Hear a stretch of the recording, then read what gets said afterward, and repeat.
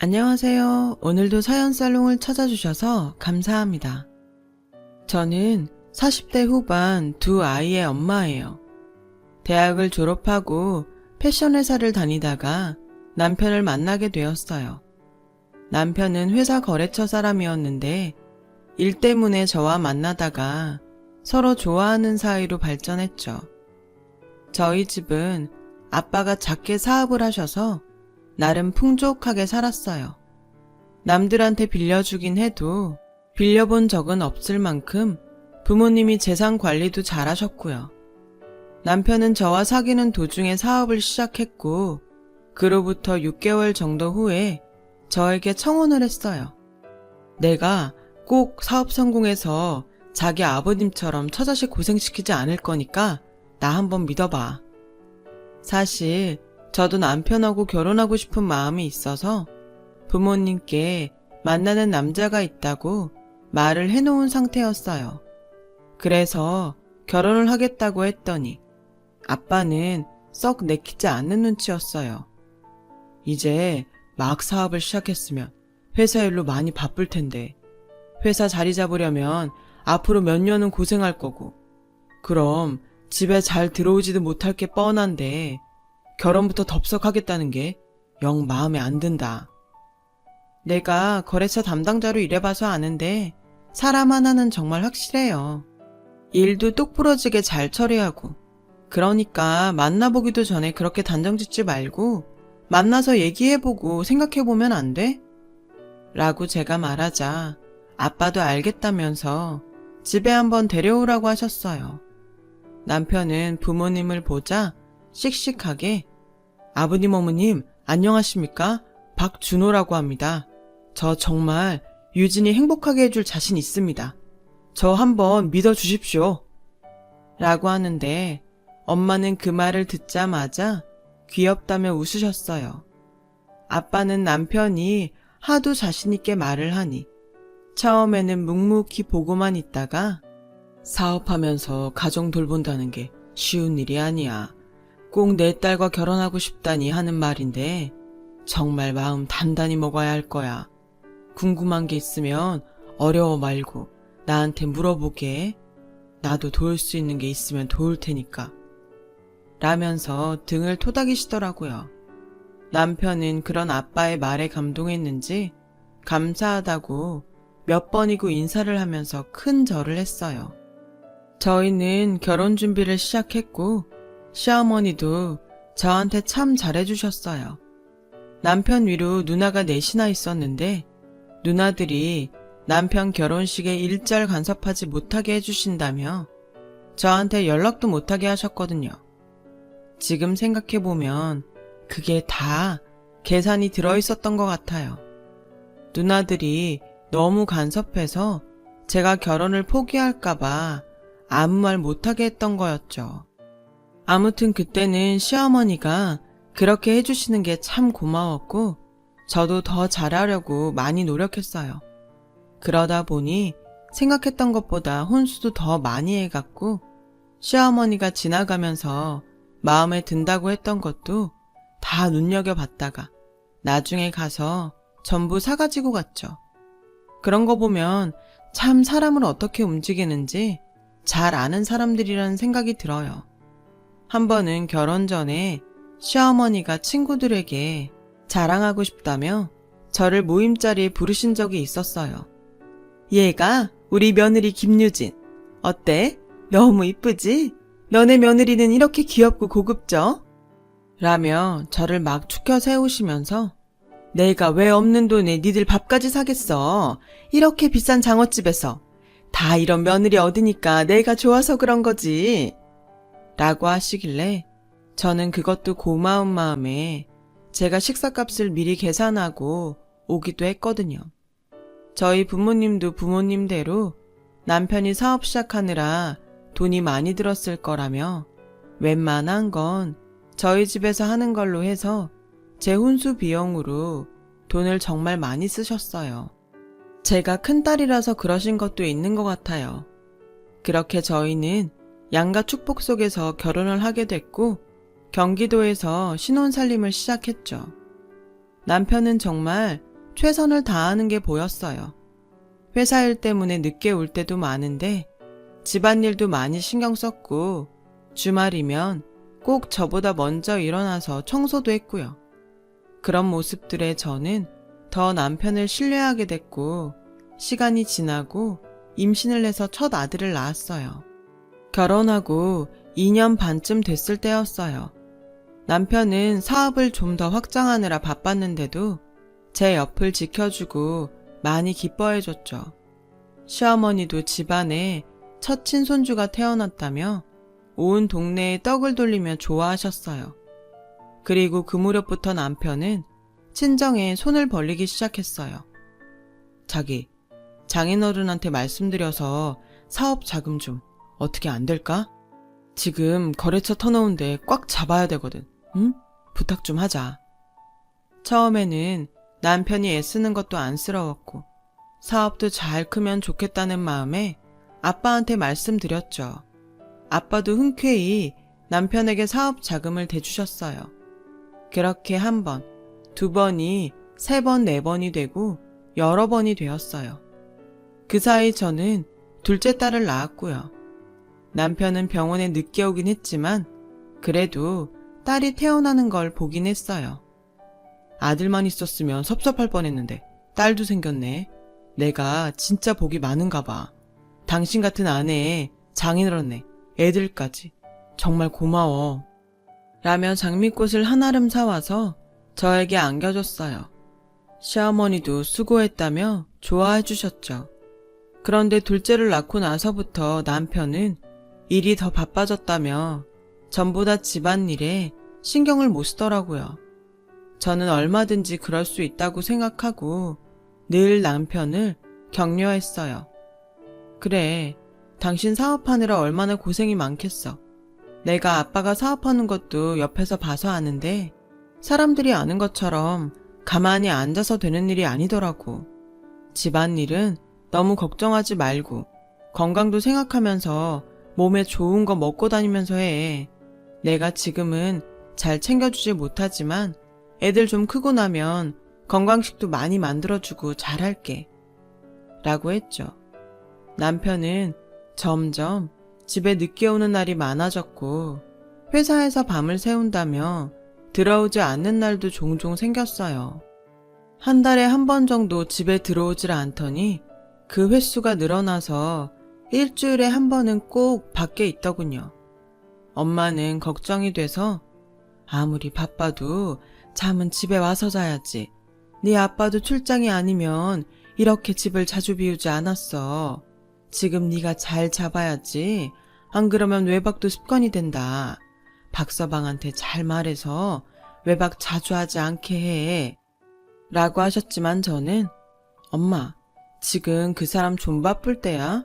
사업 일으키면서 거래처들 다 잡는다고 얼마나 애를 쓰는데 내가 옆에서 힘이 돼주지는 못할 망정 잔소리나 하면 그게 나나 그 사람한테 도움이 되겠어? 엄마도 아빠 봐서 잘 알잖아. 아빠도 집에서 기분 안 좋으면 밖에서도 일 잘 안 된다고 엄마가 늘 조심해놓고서 나보고는 그렇게 잔소리를 하라고 하면 어떡해. 라며 남편을 두둔했죠. 하지만 마음 한편으로는 엄마의 걱정이 이해가 되기도 했어요. 생각해보면 아빠는 출장이 있을 때도 꼭 연락을 하셨고 집안에 무슨 일이 없는지 잘 챙기셨거든요. 그런데 남편은 대부분 아무 연락도 없이 안 들어오기 일쑤였어요. 여보, 지금 제일 바쁠 때인 건 알겠는데 그래도 웬만하면 잠은 들어와서 자. 그리고 안 들어오는 날은 연락도 않고 당신이 어디서 뭐 하는지 모르니까 너무 걱정이 돼서 그래. 나도 집에 연락해야지 항상 생각은 하는데 일하다 보면 자꾸 잊어버리게 되더라고.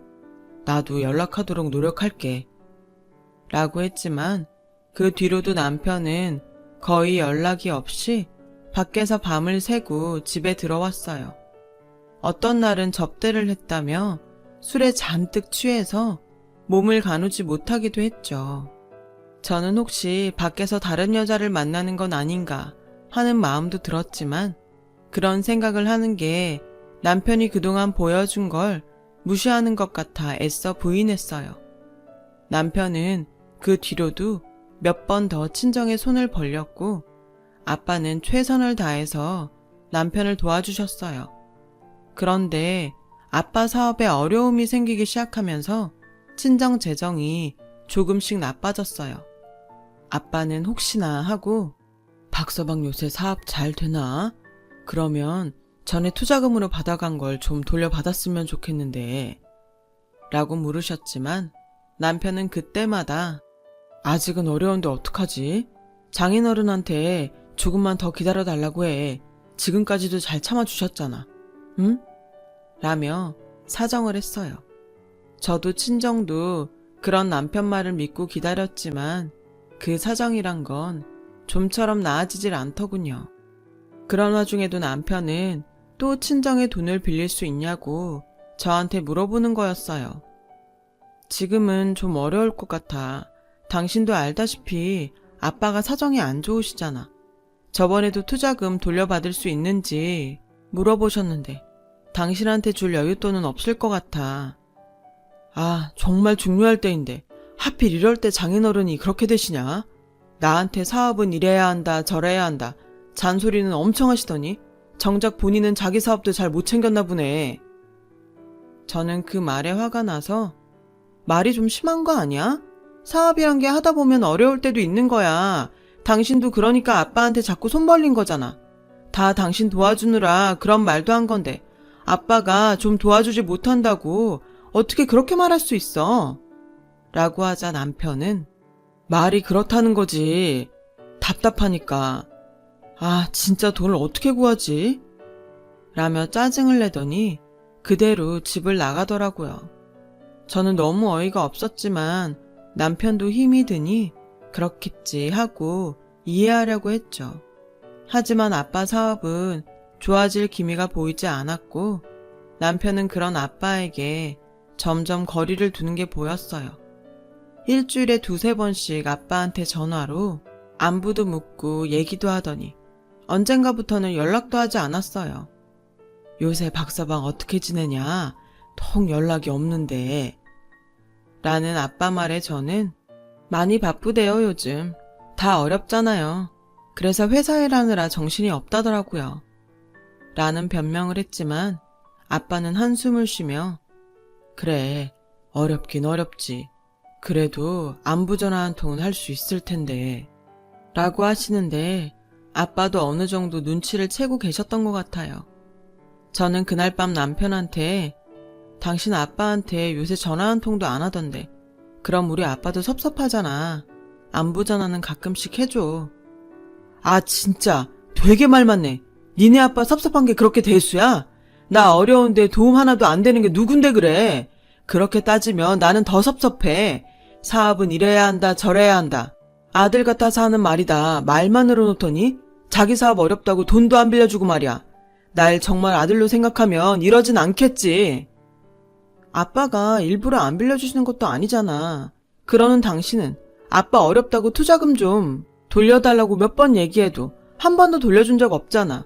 그래도 당신 사업은 아빠처럼 어렵진 않은데 당신도 우리 아빠 친아버지처럼 생각한다며. 친아버지라면 그랬겠어? 라고 하자 남편은 코웃음을 치며 나도 받는 게 있어야 그렇게 하지. 진짜 자기네 부모님들은 가식적이야. 친아들 같았으면 애당초 나 어렵게 사업 안 해도 됐겠지. 당신 아버지 회사 그대로 물려받으면 되니까. 내가 당신 아버지 회사 들어갔으면 지금처럼 위기도 안 생겼을걸? 라고 하는데 그제야 남편의 속마음이 보이는 것 같았어요. 애당초 우리 아빠 사업체를 보고 저한테 그렇게 잘했다는 게 느껴지더라고요. 시어머니도 저한테 냉정해지시고 애들한테도 정 같지 않은 걸 보고 더 확신하게 됐죠. 게다가 전에 없이 절 불러서 일을 그렇게 시키셨어요. 오늘 집에 와서 반찬 좀 해놓고 가라. 내가 그만큼 봐줬으면 네가 알아서 해놓을 때도 됐는데 어쩜 그렇게도는 눈치가 없니? 꼭 이렇게 말을 해줘야 알아? 어머니, 저 전에 가서 반찬하고 김치한다고 그러면 어머니가 말리셨잖아요. 어머니는 그런 일 안 시킨다고요. 니네 집이 우리 준호 사업자금 잘 대줄 때는 그럴 수 있지. 그런데 지금은 아니잖니? 그럼 네가 일이라도 잘 해야지. 지금 네가 준호한테 뭘 해줄 수 있는데? 생각이 모자라면 염치라도 있어야지. 정말 그 자리에서 눈물이 쏙 빠지더라고요. 저는 아직 어려서 보채는 아이들을 업고 안고 달래가며 시댁에 가서 반찬을 하고 김치를 담궜어요.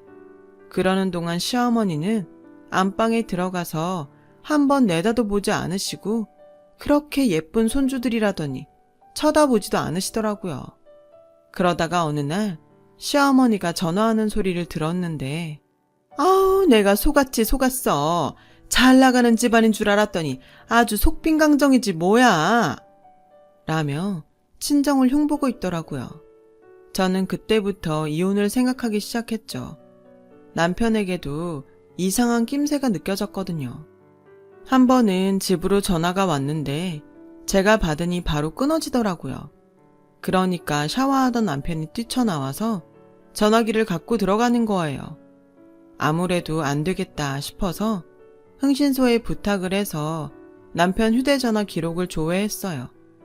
그러면 안 되는 건 알았지만 확실히 알고 싶었으니까요. 아니나 다를까 저장되지 않은 번호와 자주 통화가 있었는데 제가 그 번호에 전화를 거니 여자가 받더라고요. 저는 바로 전화를 끊었고 다음날 남편 회사로 찾아갔어요. 남편이 볼 일이 있어서 외근 중이라며 연락을 하겠다고 하더군요. 연락 안 하셔도 돼요. 집에서 얘기하면 되죠. 그냥 저 왔다고 나중에 전해주세요. 저는 그렇게 말하고 남편 회사 건너편에 있는 카페에서 계속 남편 회사 쪽을 감시했어요. 그러자 한참 후 남편이 어떤 여자와 차에서 내리는 게 보였어요. 둘이 서로 팔짱을 끼고 회사 현관 문 앞까지 오더니 헤어지더군요. 저는 집에 가서 남편이 들어오기만 기다렸다가 남편이 오자마자 따졌죠. 당신 오늘 회사 앞에 같이 있던 여자 누구야? 당신 만나러 갔다가 봤는데 꽤 친해 보이더라? 그러자 남편은 변명도 안 하고 내 첫사랑이야. 얼마 전 우연히 다시 만났는데 남편하고 헤어지고 혼자서 제법 알찬 사업체를 운영하더라고. 같이 사업하다 보니 서로 사정도 잘 알고 말도 잘 통하더라. 당신하고는 달라. 라고 하더니 도로 집을 나가더라고요. 저는 진짜 망치로 머리를 3개 얻어맞은 것 같아서 한동안 아무것도 못한 채 그 자리에 있었어요. 그리고 며칠이 지나자 남편은 제게 헤어져 달라고 하더군요. 당신 덕에 여기까지 온 건 인정할게. 근데 우린 이게 한계인가 봐. 당신도 이제 나 더 이상 좋아하지 않잖아. 나도 마음이 떠서 더는 이렇게 못 살 것 같아. 깔끔하게 이혼하자. 응? 알았어. 대신 우리 아빠한테 돈 받았던 거 다 토해내. 나 그 돈 받기 전엔 절대 이혼 못 해줘. 라며 저도 세게 나갔어요. 그리고 며칠 후 애들은 어린이집에 데려다주고 왔는데 웬 남자들이 저희 집에서 애들 가구랑 제 화장대를 밖으로 옮기고 있는 거였어요. 지금 뭐 하시는 거예요? 우리 집 물건들을 왜 죄다 밖으로 내놔요? 어디서 왔는데 이러는 거냐고요? 라며 소리를 질렀더니 저흰 저기 안에 계신 할머니가 불러서 시키는 대로 하는 거예요. 라고 퉁명스럽게 대답하더라고요. 제가 서둘러 집에 들어가 보니 시어머니가 거실 소파에 떡하니 앉아서 사람들한테 일을 시키고 있었어요. 어머니, 이게 다 어떻게 된 거예요? 우리 애들 침대랑 책장을 왜 빼요? 제 화장대는요? 너도 다 알고 있다며. 준호 대학 때 여자친구 만나는 거. 그러니까 긴 말 안 하마. 이제 서로 도움이 되지도 못하는 사이인데 계속 같이 살아봐야 좋을 게 뭐가 있겠니? 이쯤에서 서로 갈 길 가는 게 더 낫지 싶다. 애들 어린이집 끝나면 너네 친정으로 데려가. 그럼 이걸 다 지금 저희 친정으로 보내신다고요? 저 이렇게는 못 나가요. 아빠가 그 사람한테 어떻게 했는데요. 그 사람 지금 사업하는 거 다 아빠 덕이잖아요. 우리 아빠 돈 돌려주기 전에 저 여기서 한 발자국도 안 움직일 거예요. 그러자 시어머니는 증거 있어? 니네 아버지가 준호한테 돈 빌려줬다는 차용증이 있기라니? 무슨 계약서가 있니? 생사람 잡지 말고 어서 썩 나가거라. 라며 저를 집 밖으로 떠밀었어요. 저는 악만 남아서 소리를 지르며 울었지만 아무 소용 없었어요. 가구를 실으러 온 아저씨들이 대충 이야기를 듣고 눈치를 채셨는지 저를 불쌍한 눈으로 보며 친정까지 태워다 주겠다며 저를 달래셨고요. 저는 애들을 데리고 친정에 가서 방에 들어가 조용히 울기만 했어요. 엄마도 억울함에 이를 악물고 눈물만 흘리셨죠. 아버지는 나중에 조용히 저를 불러서 그만 잊어라. 나도 깨끗이 잊어버릴 테니까. 안 그래도 박서방이 수상해서 우리 회사 형편이 나아지는 걸 일부러 말 안 했다. 혹시나 말이 새나가지 않게 단속도 했고. 역시 우리 집 돈만 노렸던 게 맞았구나. 아들 같은 사위라고 철석같이 믿고 차용증도 안 쓰고 돈 빌려준 내 잘못이다. 라며 위로하셨어요. 저는 그저 죄송하다는 말밖에 할 수 없었어요. 그렇게 저는 이혼을 했고 그 후 얼마 안 돼서 아빠가 돌아가셨어요. 갑자기 심장마비가 와서 돌아가셨는데 아무래도 스트레스 때문이었던 것 같아요. 남편한테 일단 연락을 했지만 예상은 했던 대로 장례식장에 오지 않더군요. 그 후 저와 엄마는 사업을 정리해서 전문 경영인에게 대표 자리를 넘겼고 저는 아버지가 남겨주신 재산으로 인터넷 쇼핑몰 사업을 시작했어요. 다행히 패션 회사에 다닐 때 친구들과 간간히 연락을 이어와서 그 덕을 볼 수 있었어요. 저는 직접 디자인도 하고 동대문도 돌아다니며 옷감을 끊어다가 만들어 자체 제작 상품을 만들었고 소위품이나 기성품보다 제가 만든 옷들이 더 반응이 좋아서 가입 회원들도 많아지고 매출도 계속 올라갔어요. 중간에 좀 힘들 때도 있었지만 그때마다 아빠와 아이들을 생각하며 버텼어요. 그렇게 몇 년이 지나니 쇼핑몰이 꽤 커져서 직원들도 많이 두게 되었고 소위 대박이 났어요. 그 즈음 직원이 전 남편이 사무실로 몇 번 전화가 왔다고 알려주더군요.